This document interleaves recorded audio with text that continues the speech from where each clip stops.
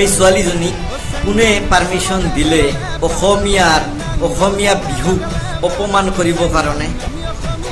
অসমৰ মানুহে এইবিলাক ভিডিঅ' দেখা নাপায় নেকি? যদি দেখা পাইছে তেনেহ'লে কোনো মানে প্ৰতিবাদ কৰা নাই কিয় আজিলৈকে? অসমীয়াৰ বিহুক যে অপমান কৰি আছে, এইটো অপমান হোৱা নাই নেকি বিহুক?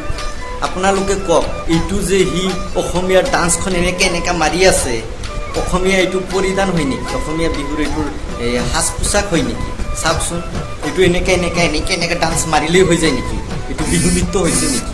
হে, বিহুক অপমান কৰিবৰ কাৰণে কোনে পাৰ্মিশ্যন দিছে ইয়াক? এইটো আপোনালোকে কওক।